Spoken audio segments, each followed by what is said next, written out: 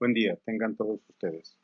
A continuación vamos a comenzar el tema de flotación y estabilidad. Empezamos por definir qué es lo que enuncia el principio de Arquímedes. Y él nos dice que cualquier objeto que se coloca en un fluido experimenta una fuerza de flotación que tiende a elevarlo. Esto ustedes quizás ya lo hayan visto. Siempre que se meten a una alberca o arrojan un objeto en un fluido, este tiende a flotar. A veces inclusive, aunque no flote y se hunda, parece que pesa menos dentro de una sustancia. Y esto está explicado por dicho principio. Dice, entonces si permanece tranquilo en una alberca, usted flotará aun cuando se encuentre sumergido casi por completo. Entonces, ¿cómo podremos calcular la cantidad de fuerza que ejerce un fluido sobre el cuerpo? Y en la imagen, nosotros alcanzamos a ver tres ejercicios o 13 objetos que flotan a diferente altura y que tienen diferente geometría. ¿Cómo se determinará cuál es la altura y cuál es la posición en la cual van a flotar los objetos? Bueno, esto está relacionado con el concepto de centro de flotante o centro de gravedad. El centro de flotabilidad de un objeto que flota está relacionado con el concepto de centro de gravedad. Cuando un objeto está parcial o totalmente sumergido en un líquido, cierta cantidad de ese líquido se desplaza. Y el volumen del líquido desplazado es exactamente igual al volumen de toda la porción del objeto que está debajo de la superficie. Ahorita vamos a ver entonces algunos ejercicios y ejemplos que lo pongan más claro, pero en el principio de Arquímedes solamente existen tres posibilidades. Cuando el objeto tiene una densidad mayor que la del fluido, entonces el peso es mayor que el empuje, lo que nos lleva a que se va al fondo, se va a hundir. Cuando el objeto o el sólido tiene una densidad igual que la del fluido, el empuje y el peso son iguales. Normalmente esto se conoce como equilibrio. Y cuando tiende a ser mayor, aquí están mal las referencias, entonces el objeto flota. Si el empuje es mayor que el peso, entonces el objeto va a flotar. ¿Qué es lo que establece o qué es lo que me explica el principio de Arquímedes?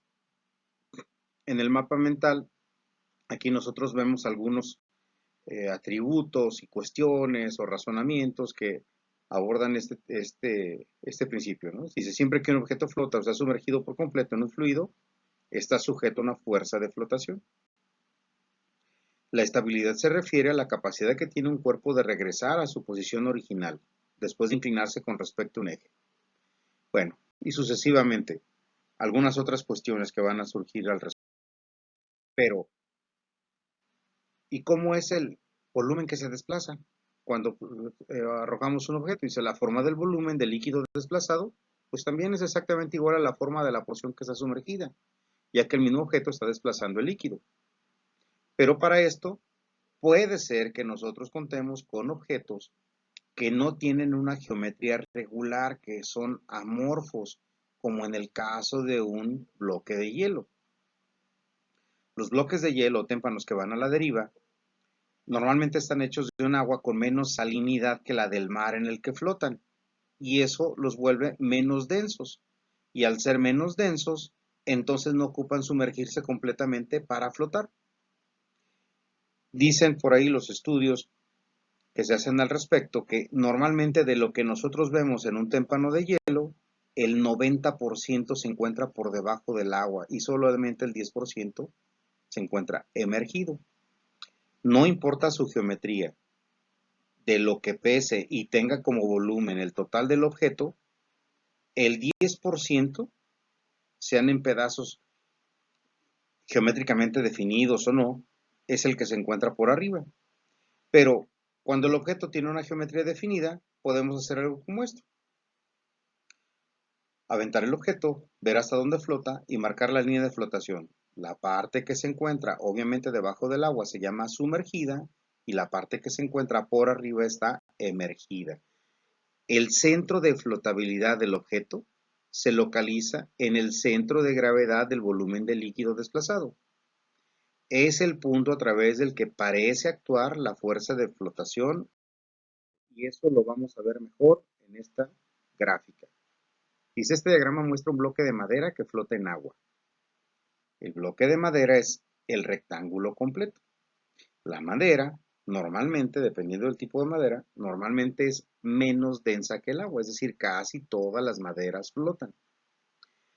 Y si nosotros al bloque de madera le sacamos la pura mitad, entonces ahí estaríamos obteniendo el centro de gravedad. Es decir, la pura mitad del bloque de madera, pensando que es un material homogéneo, que en cualquier muestra del material tiene la misma densidad que todo lo demás del material, pues entonces quiere decir que su centro geométrico coincide con su centro de gravedad, la pura mitad. Pero solamente esta es la región sumergida. Eso es lo que se requirió hundir la madera para que pudiera flotar. Y también forma un rectángulo, pero la mitad de ese rectángulo ahora se encuentra aquí. Solamente esta mitad. Y a la mitad de la parte sumergida se le llama centro boyante. ¿Por qué? En la diapositiva anterior o diapositivas anteriores habíamos visto que tenemos una fuerza que siempre es vertical y descendente, apunta al centro de la Tierra, y eso es el peso. Todos los objetos en el planeta ejercen un peso o son atraídos al centro de la Tierra por un peso, pero en el caso de estar dentro del seno de un fluido, experimentan una fuerza vertical ascendente, que le dijimos o la llamamos empuje. Esta fuerza técnicamente se llama fuerza boyante y el punto en el cual se aplica se llama centro boyante. El centro de flotabilidad está en el centro de gravedad del agua desplazada. Esto es un efecto de la naturaleza. El punto donde se aplica el peso del objeto siempre es el mismo punto donde se aplica la fuerza ascendente, la fuerza boyante. Y de acuerdo con el principio de Arquímedes, para que un cuerpo sumergido en un líquido esté en equilibrio, la fuerza del empuje y el peso han de ser iguales en magnitudes y además aplicarse en el mismo punto. Si de un objeto yo no encuentro o no aplico la fuerza en la misma posición, entonces estaríamos aplicando el peso en una dirección o en una posición y el empuje en otra. Y eso forzosamente me va a llevar a que el objeto rota. Y al rotar, las dos fuerzas se van a ir alineando o encontrando hasta que llegan a estar enfrente una de la otra. Y cuando eso ocurre, el objeto deja de rotar. Es la explicación de por qué algunos objetos, cuando los arrojas a un líquido, se mueven o giran y llegan a un punto en donde se quedan quietos. Y no importa cuántas veces repitas el experimento, siempre se detienen en el mismo punto. Si la densidad del sólido es mayor que la del líquido, el objeto se hunde. Si las densidades son iguales, a esto se le llama condición de equilibrio. Pero si la densidad del sólido es menor que la del líquido, entonces el objeto flota. En tal caso, la fuerza resultante es cero y también lo es el momento. Es decir, este caso del que estamos hablando es cuando se aplican en la misma posición. Con lo cual se dan las dos condiciones de equilibrio. La condición de que el empuje es igual al peso equivale de hecho a que las densidades del cuerpo y el líquido sean iguales. Algo que es muy difícil, pero que sí existe. Y sin embargo también lo podemos generar artificialmente. El caso de los submarinos, a eso se les agrega o se les quita lastre para poderlo hacer hundir a la profundidad que yo deseo. Es decir, se les agrega lastre o se les quita lastre hasta que se encuentran